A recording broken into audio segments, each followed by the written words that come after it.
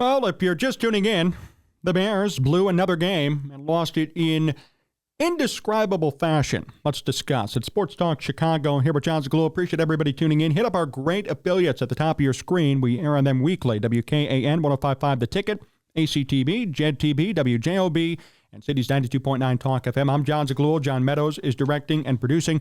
Follow us all over at Sports Talk Chicago and like this video and subscribe to us on YouTube. This was a collapse of epic proportions. I'll get to Justin Fields in a second. He's not fully to blame for how this game ended, although I wish he could hold on to the damn football in the fourth quarter. I don't understand how he's 3 years in. We're talking about evaluations. We're talking about a high-stakes quarterback who was drafted in the first round, and somehow he just can't perform in clutch situations. But I'll get to that in a second. How do you force Jared Goff to throw 3 picks and you lose the game? How do you force all these turnovers and still lose the game? How are you up by 2 possessions entering the fourth quarter, and yet you lose by 5? How is that possible? This was beyond unacceptable. And I will say this right now, and for anybody, because I saw there was discussion this week about justifying keeping Eberflus at minimum, comparing him to Dan Campbell and his time in Detroit. If Eberflus is not gone on Black Monday, then this Bears team is set up to fail again and again and again and again and again. Matt Eberflus is a horrendous head coach. And how about horrendous management, horrendous time management, horrendous holding on to a lead when you're up by 2 possessions entering the fourth quarter of play? You're going to tell me you still don't know how to win a football game? We've been through this. Okay, this is your second year in the league, Matt. You need to understand how to close games and win them. And I'll tell you what, there's been enough already to occur to allow him to be fired. People don't want to talk about it, but we'll talk about it again. Alan Williams, his running backs coach, those 2 guys resigned under mysterious circumstances. He can't even control his coaching staff. He's a horrible judge of people and talent, clearly, because he's bringing in people who are violating HR policies.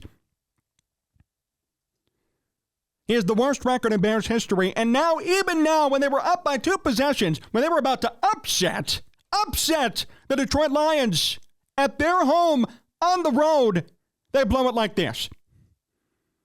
They continually let Detroit back into the game, keep them around. They never fully stop their foot on their necks. And now, David Montgomery, out of all people, revenge at its finest, of all people, ends it for the Bears. Then when the Bears get the ball back with 25 seconds to go and 2 timeouts, fumble, safety, game over. What the hell is going on in Chicago? I don't understand this. The Bears offensively did not play a bad game at all, and the Bears defense really won the game. They forced Jared Goff to continually make mistake after mistake after mistake. Too many picks, too many problems, too many issues on Goff's part. They did great at forcing Goff to look horrible. 3 picks for Goff was great.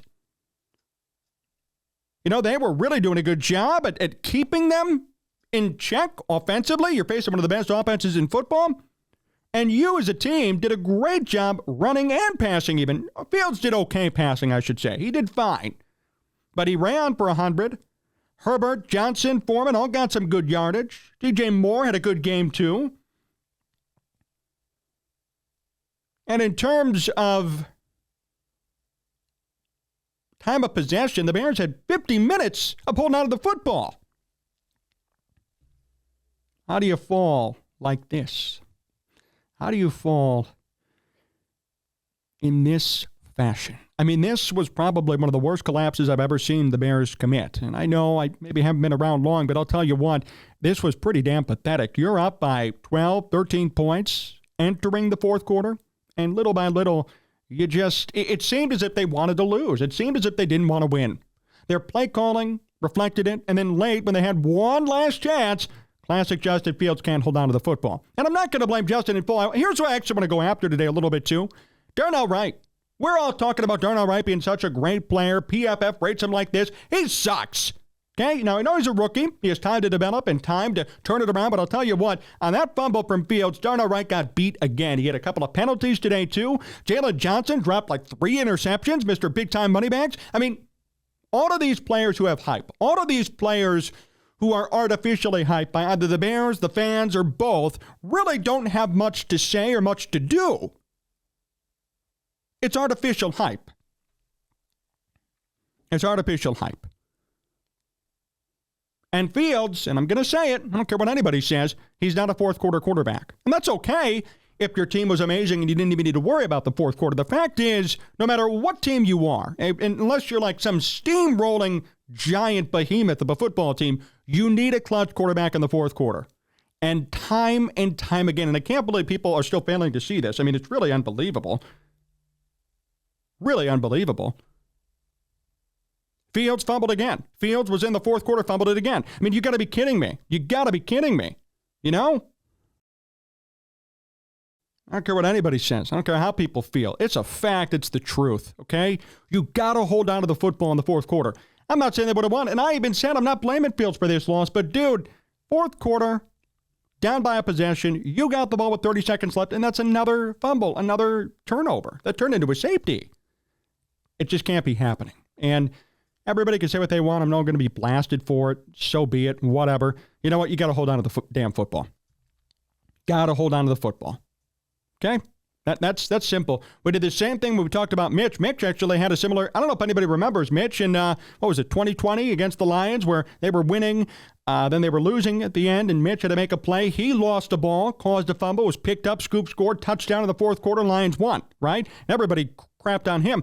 Why today are we not going to say anything about Fields? He had an okay game, passing, great game running, but cannot hold on to the football. That's not going to win you football games long term. You have to learn how to hold the ball. You got to hold the ball, okay? Nevertheless, I'll tell you what, you can't be blowing games like this. Thank you, Coach Eberflus. I would love to hear what he's going to say in his postgame, and I would love to critique it, and we will, because there's nothing that you could say. You can't justify anything. You can't justify anything. You know, all the blame is going to go to him. And rightfully so. He's the head coach. But this was bad, guys. This was really bad. This was a failure of coaching on all levels. A failure defensively, calling plays, because you let Jared Goff somehow light it up, which I can't even believe. You let Jared Goff light it up. And on top of that, you know, you just let the Lions continue to linger. You let the Lions continue to hang around and see what occurs. And I'm so sick of seeing it. You know, Eberflus did this last year in his first year because there were a lot of games the Bears were in late, right? We saw it every time, and then we assumed, okay, they're going to be tanking. And maybe they're going to do that again, but they should not be tanking again at the end of the day. And Matt Eberflus is going to pay for what happens. Matt Eberflus is going to pay for what happens here, too. And right now, Justin Fields is too. People don't want to hear it, right? People are so mad. Oh, you're criticizing Justin Fields. I'm not. I'm just being honest. And the fact is that inside 2 minutes in the fourth quarter, if Justin Fields has the football, well, look what everybody said in the comments. Everybody, oh, if Justin has it, watch out for the pick. Watch out for this. It's just so true, right? I mean, you know, the fact that people are being delusional about it just goes to show where everybody lies on it. I want a good team and a good quarterback. I don't care who it is. I don't care if it's Fields. I don't care if it's the next big thing. I want a quarterback that I could trust in the fourth quarter. Trubisky was not good in the fourth quarter.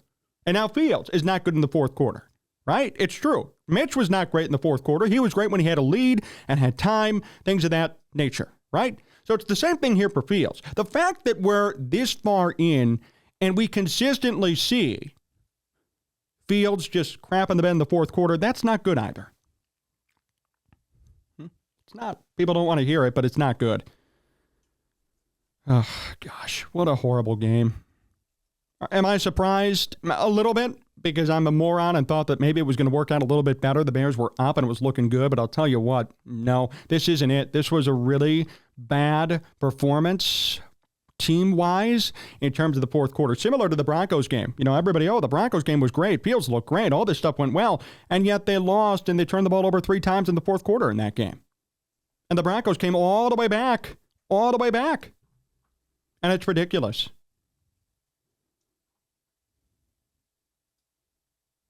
It's so sad. Fields is partially to blame for this, but how about the coaching staff's failure as well?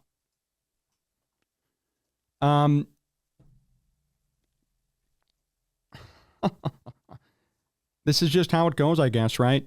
This is how Bears football is. We sit here and we deal with BS. Every week it's something new. Every week it's just a damn joke. I mean, this was a joke. I mean, really, it looked like you explain this situation to somebody who's not a Bears fan. You're like, what happened again? How did this go? How did this work?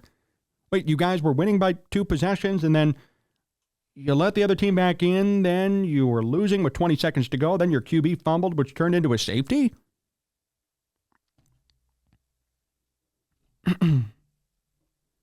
It's so bad. It's so bad.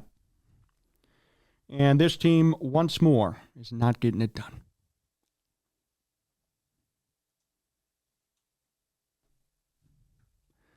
I'm unbelievably disappointed, but that's what the Bears do all the time. And this is eerily reminiscent and oddly reminiscent, sincerely, of Mitch Trubisky's 5th year. It really is, because, the Bears went 8-8, made the playoffs, but nobody was happy, and even Mitch had this same thing happen to him in 2020 against the same team in the same situation, only at home. I find that really crazy, how it kind of repeated itself again. This was a failure.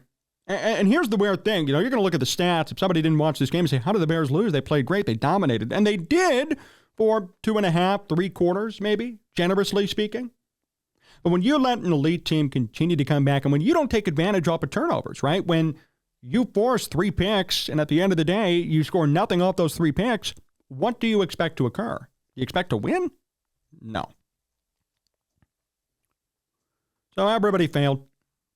Everybody, in some capacity, played a role in this loss, whether people want to hear it or not, and that includes Justin Fields, because you can't fumble the football with 25 seconds left in the fourth quarter of a game in which you could have driven downfield. The Bears could have gotten to the field goal range and at least kicked a field goal. It's facts. That's true. But I digress, I guess. We got to keep up the Fields worship here as well. You know what? I'm so disappointed and disgusted. The Bears are who we all thought they were and continue to be. They're going to continue to find ways to screw things up. And I'm assuming that that's how it's going to be for the rest of this season, too. That this is probably their goal. I mean, I thought Justin played well for the first 3.75 quarters. Besides that fumble, he was fine. He really was. I don't think it was really all on him, but that fumble hurt too, man. That really hurt. I don't know how you can defend anybody on this team moving forward. Ryan Poles is going to be defended because, you can't say anything. It's not his quarterback. Ryan Poles deserves some blame too, but whatever. Let's say we don't even go down that road. I'll tell you what, though. Matt Eberflus does. Justin Fields does. Today, Jalen Johnson does. Darnell Wright does. All these, these artificially hyped players, especially Johnson and Wright, who made mistakes today. Big ones at times. So I digress. Thanks, everybody, for watching. I want to give a big thank you again to John Meadows, directing and producing. Thank you to all of you. We had a lot of people tuning in with us today, which was awesome. I really appreciate you guys hanging here with us. You can subscribe to the channel, hit the like button if you'd like, and hang out with us. Follow us all over at Sports Talk Chicago as well. We'll talk to you this week. We're going to do a show before the holidays, so be sure to hang out for that. We'll give you updates and let you know what's going on. But until that next time, thank you, and so long, everybody.